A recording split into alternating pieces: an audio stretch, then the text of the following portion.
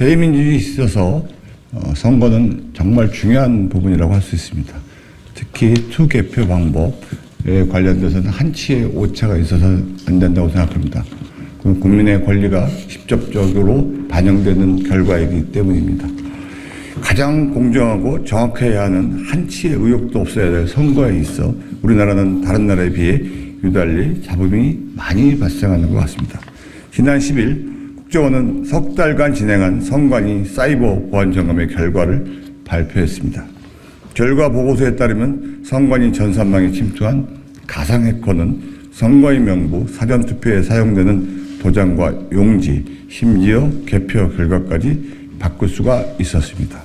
하지만 중앙선관위는 국정원의 발표 내용에 대해 다수의 내부 조력자가 조직적으로 가담하지 않고서는 사실상 불가능한 시나리오라며 선을 그었다고 합니다.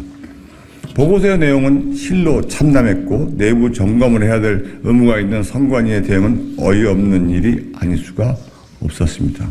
한편 서버는 이동하고 과거에 로고 기록은 사라졌고 아이디 패스워드는 초등학생도 뚫을 수 있을 만큼 취약했습니다.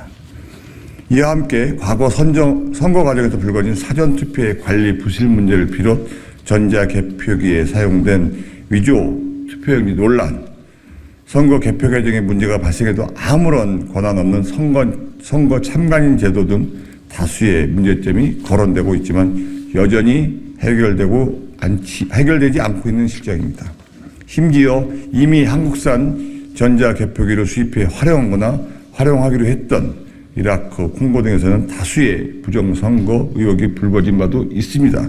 심지어 키르기스탄에서는 한국산 전자개표기 사용 이후 부정선거 의혹으로 대통령이 하야하기까지 했습니다.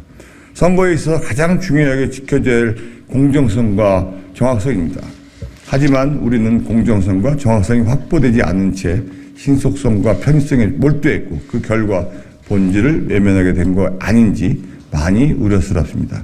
또한 지난 4.15 총선 이후 재검을 요구했던 선거 소송들의 지연 사태는 어떻습니까? 4.15 총선 이후 무려 139건의 선거 무효 소송이 대법원에 제기되었었고 30건의 선관위에 대한 증거 보존 절차가 진행되었습니다. 하지만 대법원은 1년 동안 단 한 건의 선거 무효 소송 재판도 열지 않았으며 440일이 지난 2021년 6월 28일에야 첫 재검표를 실시하였습니다. 3년 6개월이 지난 지금도 비례대표 투표함은 단 한 건도 열지 못했지만 그런데도 기각 판결을 쏟아내고 있습니다. 선거는 대한민국 헌법과 법률에 명시되어 있듯 국민의 자유로운 의사와 민주적인 절차에 공정이 행해지도록 하고 선거와 관련한 부정을 방지함으로써 민주정치의 발전에 기여해야 합니다. 하지만 작금의 상황들을 고려해 볼 때 국민들의 권리가 제대로 보장되고 있다거나 국가의 책무 또한 제대로 지켜지고 있다고 자신하기 어려운 상황입니다. 따라서 저는 선거법 개정 등 제도 개선의 필요성이 있다고 생각합니다.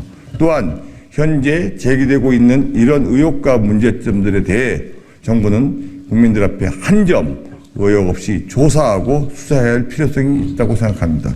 시간이 지났다고 덮어버리고 넘어가면 앞으로 헌법이 보장된 국민의 권리인 참정권은 계속해서 제한당할 수밖에 없습니다.